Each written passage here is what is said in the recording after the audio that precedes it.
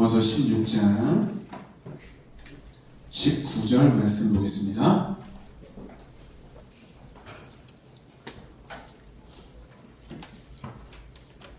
신약성경 262쪽 로마서 16장 19절 말씀. 자, 찾으셨죠? 앞에 스크린에도 펴져져 있습니다. 함께 한 목소리로 봉독합니다. 너희의 순종함이 모든 사람에게 들리는지라. 그러므로 내가 너희로 말미암아 기뻐하노니 너희가 선한 데는 지혜롭고 악한 데 미련하기를 원하노라. 아멘. 할렐루야. 네. 제가 얼마 전에 한 영국 감리교회 목사님이 쓴 시를 봤습니다. 물론 한글로 번역된 거 봤습니다. 그 내용이요, 사실은 굉장히 의미심장하고, 그리고 소위 말해 우리 젊은 세대들이 그런 말 하잖아요. 뼈 때린다. 예. 그런 내용의 그런 시였어요. 이 목사님이 쓴 시의 첫 시작이 어떻게 시작되냐면 이렇게 시작이 돼요. 그 옛날 예수는 십자가에 달리셨는데 지금의 십자가는 우리의 목에 달려있네. 그 옛날 예수는 어깨에 십자가를 매셨는데 지금의 십자가는 우리의 귀에 달려있네. 무슨 뜻인지 이해되시겠어요? 예. 그럼 십자가는 주님의 보혈의 권세를 상징합니다. 우리의 구원을 상징하는 거죠. 이게 십자가의 본질이에요. 근데 언제부턴가 그 십자가가 우리들의 목걸이로 귀걸이로 그저 액세서리 정도로 전락해버린 것이 아닌가라고 하는 거예요. 물론 목걸이, 십자가 목걸이하고 십자가 귀걸이 하는 것 자체가 죄다, 그러면 절대로 안 된다, 이건 아니에요. 근데 저는 적어도 이 시를 접하면서 그런 생각을 했어요. 십자가 목걸이하고 십자가 귀걸이 하려면 그게 내 몸에 지녀진 채로의 십자가에 합당한 삶을 살고 있어야 되지 않겠는가 라고 하는 거예요. 여러분, 이스라엘 백성들이 주로 가정에서 하는 가정교육을 뭐라고 말하냐면 쉐마 교육이라고 얘기합니다. 내주자라고 하는 것을 머리에, 손목에, 또 허리에, 발목에 이렇게 묶고 다녀요. 손가락 2마디만한 정도의 캡슐인데 이게 머리에다 띠를 하고 다니거나 목에다 띠를 하고 다니잖아요. 그러면 아이들이 그걸 메고 막 뛰어다니다가 갑자기 머리가 계속 막 부딪히는 거예요. 그죠? 손목이 덜렁덜렁거리면서 뭔가 불편한 거예요. 그럼 이게 뭐야? 그러고 보면 뭐예요? 그 안에는 하나님의 말씀이 조그맣게 기록돼서 말려서 들어가 있는 거예요. 그래서 아이들이 막 달리고 놀다가 자기 멋대로의 삶을 살다가 그러다가 갑자기 뭔가 이렇게 거슬리는 게 생겼을 때 이거 뭐지? 하나님의 말씀. 이게 뭐지? 하나님의 말씀. 이렇게 하면서 그 하나님의 뜻과 말씀에서 벗어나지 않고 살아가게끔 하는 교육이 바로 이 쉐마 교육이라고 하는 거예요. 적어도 우리 안에 십자가를 지니고 있다면 그 십자가에 합당한 삶을 살아야 되지 않겠는가 라고 하는 거예요. 여러분, 우리 십자가를 지금 어디에 지니고 계시나요? 목에, 귀에. 여러분, 우리의 마음과 심령에 그 십자가를 지니고 있기를 간절히 소망합니다. 분명히 부활의 상징이고 분명히 하나님의 거룩한 구원의 상징인데 그러한 그 십자가가 그저 종교성의 상징으로 존재하는 교회들이 많아요. 그리고 그 십자가를 분명히 예수님께서는 내가 졌으니까 너희는 끝, 괜찮아, 너희는 그냥 편하게 살면 되라고 말씀하신 게 아니라 주님께서 분명히 말씀하셨거든요. 내가 너희의 십자가를 졌으나 너희도 너희의 십자가를 지라라고 하는 거예요. 자기를 부인하고 자기 십자가를 지고 나를 따라라. 여러분, 이게 주님의 명령이셨고 주님께서 우리들에게 원하시는 바예요. 자, 그러면 우리 십자가를 어떻게 해야 돼요? 달고 다닐 게 아니라 우리의 마음에 분명히 지니고 또 품고 그리고 십자가에 합당한 삶을 살아가야만 한다라고 하는 것입니다. 자, 그러면 예수님께서 알려주신 십자가에 합당한 삶, 그 거룩한 구원받은 백성다움의 삶이 과연 어떤 것일까? 여러분, 성경에 보면요, 예수님께서는 우리에게 참 세상의 방식과는 정말 역행하는 것들을 가르쳐주세요. 뭔가 조금 더 성공자가 돼야 되고 많은 것들을 얻어야 되고 누리며 살았으면 좋겠어요. 그게 아니라 예수님이 가르쳐 주시는 건 너는 좀 포기해라, 낮아져라, 내려놔라, 이렇게 말씀을 하시는 거예요. 여러분, 그 대표적인 예가 뭐냐면 마태복음에 나오는 산상수, 팔복. 여러분, 그 팔복이요 분명 8가지 복이잖아요. 근데 그게 복일까요? 제가 이렇게 여쭤보면 아닌가 봐. 그러면서 아니면 뭐지? 이렇게 생각하시는데 복이 맞아요, 여러분. 근데 중요한 건 믿는 사람들에게 그게 확실한 복인데 믿지 않는 이들, 믿음이 없는 이들에게는 그게 복일까 싶은 거죠. 내용이 그거예요. 낮아지라고, 부족하라고, 없다고, 연약하라고, 조금 온유하라고. 여러분, 이 내용을 예수님께서 가르쳐 주세요. 근데 괜찮아요. 그렇게 하라고, 모자라고 불편하고 연약한 그 부분으로 지리고 살라고 말하는 거 괜찮아요. 근데 그 뒷부분에 예수님께서 이들과 만나 주셨을 때 예수님께서 우리와 함께 하시면 뭔가 나는 부족하지만 주님께서 채워주시고, 나는 연약하지만 주님께서 강하게 해주시고, 나는 없지만 주님께서 많은 것을 얻게 해주시고, 뭐 이렇게 풀이가 되고 이렇게 진행이 된다면 그것 또한 괜찮습니다. 근데 여러분, 이 상상수문에 나오는 내용이 뭐냐면요, 네가 이 땅에서 연약하냐? 부족하냐? 그럼 이 땅에서 쭉 그렇게 살아라 해요. 여러분, 이쯤 되면 조금 시험이 들지 않으세요? 아니, 연약하고 부족하면 주님께서 채워주셔야지, 아니 그대로 쭉 살아 그러면 어떻게 하시자는 거냐 도대체 이게. 근데 여러분, 주님께서 우리에게 설명해 주시는 바는요, 이 땅에서 그렇기 때문에 우리의 삶이 물질적으로, 물전적으로, 물리적으로 갱신되다, 조금 뭔가 변화되다, 이게 아니라 그 삶은 이 땅에서 그대로 사라지겠지만 우리는 천국을 바라보는 인생이 되도록 주께서 우리를 인도하신다는 거예요. 그래서 우리가 연약하고 부족하지만 우리에겐 천국이 저희 것이며 라고 하는 말이 뒷부분에 예고되어져 있다는 거예요. 여러분, 이처럼 주께서 우리에게 알려주시는 그 천국을 소망하고 하나님의 나라를 소망하는 삶을 살아간다는 것, 우리가 다 지향해야 되는 부분이긴 한데 이게 사실 그처럼 쉽지는 않아요. 왜냐하면 주님의 가르침대로 살아야 되는데 주님께서 가르쳐 주신 내용이 정말 어려워요. 뭐라고 말씀하시냐면 오른뺨 때리면 왼뺨을 돌려드려요. 누가 나더러 겉옷을 달라 하면 속옷까지 내주래요. 나더러 오리를 같이 가달라고 하면 심리를 같이 가주려는 거예요.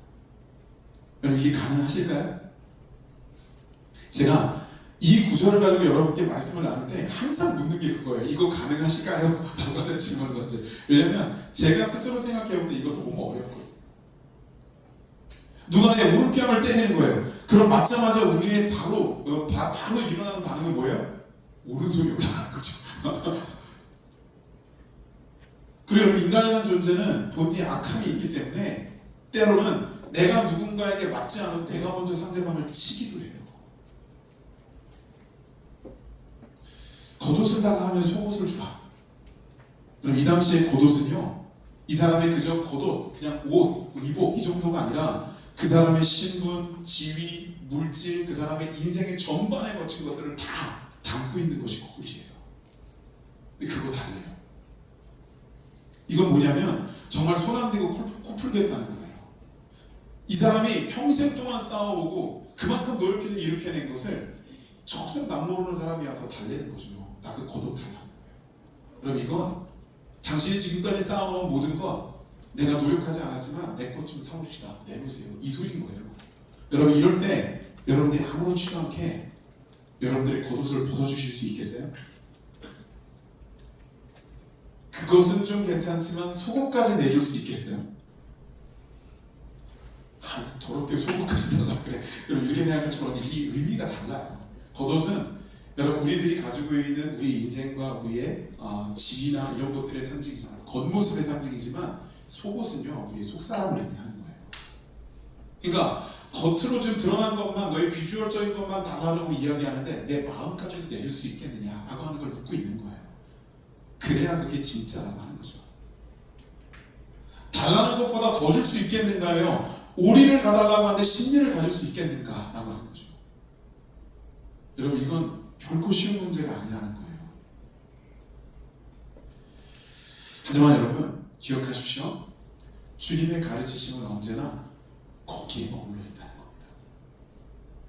그래서 너희가 손해보고 부족해도 좀 내려놓고 살아가는 삶이 하나님의 나라를 꿈꾸며 바라보는 삶이라면 그 길로 가야 되지 않겠느냐라고 하는 거예요. 그래서 여러분 오늘 이 본문에 나오는 이 구절의 맨 마지막에 나오는 내용이 사실은 주님께서 그 내용을 명확하게 우리들에게 너희 이렇게 살아야 돼 라고 아예 정말 자세하게 정확하게 알려주시는 대목인 거예요. 뭐라고 말하고 있어요? 선한 데는 지혜롭고 악한 데는 미련해라. 이렇게 표현해 볼까요? 그럼 이게 바로 그리스도인의 경쟁력이에요. 주님께서는요, 우리가 하나님의 거룩한 말씀, 복음 앞에서는 조금 더 지혜롭고 밀접하고 빨리 움직이기를 원하세요. 근데 세상에 정욕된 것, 악한 것도 죄악된 것에는요, 좀 미련하고 둔하게 움직여도 상관없다는 거예요. 여러분, 그리스도인답게 사시는 것, 주께서 우리들에게 허락해 주신 그 삶의 모습으로 정확하고 정교하게 주께서 기뻐하시는 삶을 살아가는 것, 여러분 이게 바로 그리스도인의 경쟁력의 모습으로 드러나야 한다는 겁니다. 세상 사람들은요, 교회를 다니면서도 돈 많은 사람, 교회를 다니면서도 지위 높은 사람, 이거에 더 큰 가치를 주는 게 있고, 내가 돈이 많아지고 지위가 높아져야 하나님께 더 큰 영광을 돌린다, 하나님이 그걸 더 크게 기뻐하신다, 이렇게 생각해요. 물론 지위가 높고 돈이 많은 사람을 하나님께서 유독히 미워하신다, 이건 또 아니에요. 그러나 하나님의 근본적인 척도는 그게 아니라는 거예요. 여러분, 하나님께서 우리에게 원하시는 모습은 뭔지 아세요? 선한데 지혜롭고 악한데 미련하라고 하는 것은 하나님의 영역에 조금 더 눈을 뜨라고 하는 말을 구체적으로 표현해 본 거예요. 여러분 혹시 저 문 밖에 나가셔서 생활하실 때 나는 그리스도인입니다 당당하게 이야기하시나요? 어디 이렇게 막 가면 어디 가세요? 아, 저 지금 예배 드리러 가요. 이렇게 당당하게 얘기하시나요? 종교가 뭐예요? 아, 저 교회 다녀요. 얘기하시나요? 아, 뭐 맨 마지막 거는 얘기들 하시더라고요. 저 교회 다녀요. 근데요, 생각 외로 많은 분들이 나 그리스도인입니다 라는 말을 자유롭게 못 하시더라고요. 왜냐하면 세상의 눈치를 봐요. 내가 그리스도인이라 그러면 세상 사람들이 나를 어떻게 볼까? 내가 그리스도인으로 나를 밝히며 살아봤더니 세상 사람들이 나를 무시하던데, 내가 그리스도인답게 살려고 해봤더니 나한테 손해가 오던데 라고 하는 거예요. 그럴 수 있죠. 어찌 보면 당연히 벌어지는 현상일 수도 있어요. 여러분, 사도 바울, 베드로 사도 뭐 이런 이들이 사실은 그 사명을 감당하고 사역을 감당할 때 편안하고 안락했나요? 아니에요. 막 매받고 침뱉음 당하고 굶고 도망자가 되고, 이게 그 복음을 전하는 사람들의 모습이었어요. 그러면 여러분, 진짜 그리스도인들은 그런 인생을 살아야 되는가? 네, 여러분, 그런 인생을 살더라도 복음에서 비껴나간 삶을 살아서는 안 된다고 하는 거예요. 우리가 복음대로 살아갈 때 때로는 불이익이 다가오고 어려움이 다가와도, 그러나 그 복음의 끝은 뭐예요?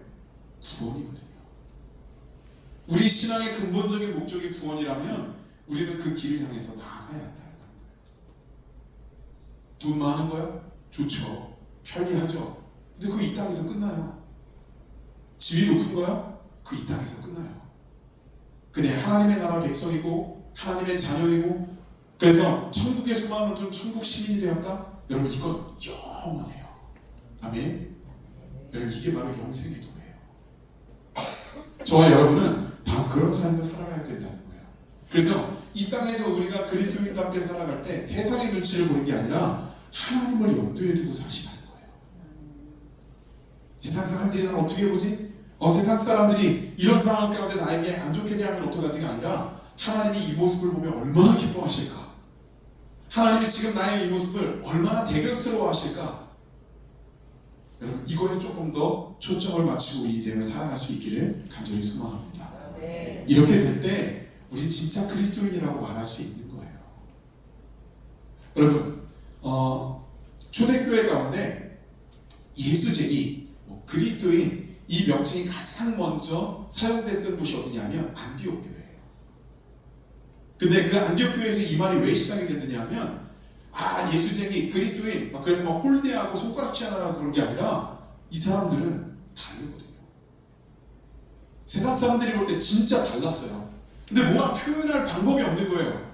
그래서 이들이 믿고 있는 예수 그리스도니까 너희들 예수를 믿는 사람들이구나, 너희 크리스찬이구나, 기독교인이구나. 이때부터 시작돼서 그리스도인, 예수쟁이, 우리나라 말은 물론 번역돼서지만 그런 표현들이 쓰여지기 시작했다라고 하는 거예요.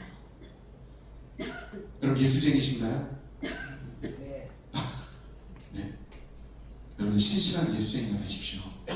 이왕에 세상 사람들은 교회 다니는 사람들을 향해서 예수쟁이, 교회 다니는 사람들을 향해서 어떤 분들은 믿지 않는 분들은 손가락질도 하고 그리고 핍박도 해요.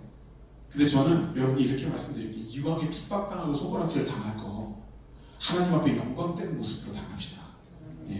우리가 정말 잘못하고 문제가 있어서 세상에 우리를 질타하며 손가락질하는 거 당하지 말고 진짜 그리스도인답게 하나님의 백성답게 살아감으로 그들이 자신들의 영역에서 도저히 해석이 되지 않고 따라갈 수 없으니까 그래서 그들 뭐 저렇게 살아 라고 하면서 손가락질하는 그 모습이 차라리 우리에게는 하나님 앞에 영광된 모습이 될 수 있다고 하는 거예요. 여러분 다르게 사십시다. 십자가를 목에 걸고 귀에 거는 것이 아니라 우리 심령 가운데 분명히 모시고 그 십자가를 지닌 사람 다음의 모습으로 그리스도인 다음의 모습으로 살아가는 저와 여러분들이 되시기를 주님의 이름으로 축원합니다. 기도하시겠습니다. 거룩하신 하나님, 우리는 오늘도 주님의 이 귀한 말씀 가운데 복음 가운데 거하고 있습니다. 때로는 그 사실조차도 잊어버리고 하나님의 뜻에서 벗어나는 모습이 되진 않는지, 그리고 때로는 내가 신실하게 주님의 삶을 살아가야 함에도 불구하고 그리스도인됨의 모습이 세상 사람들을 향하여 눈치보므로 혹시 저하되고 있지는 않는지 우리 스스로를 돌아보며 우리가 주님의 거룩한 백성으로 다시 회복될 수 있도록 인도하여 주시옵소서. 돌아오는 한 주간 우리의 삶이 온전히 하나님 앞에 그 길로 행할 수 있는 삶이 되게 하시고 그 가운데 주님께서 주시는 놀라운 축복과 은혜가 또한 우리가 주님의 사람으로 살아갈 수 있는 힘과 능력이 우리 안에 주어지도록 인도하여 주시옵소서. 함께 하실 주님을 기대하며 예수님의 이름으로 기도드렸습니다. 아멘.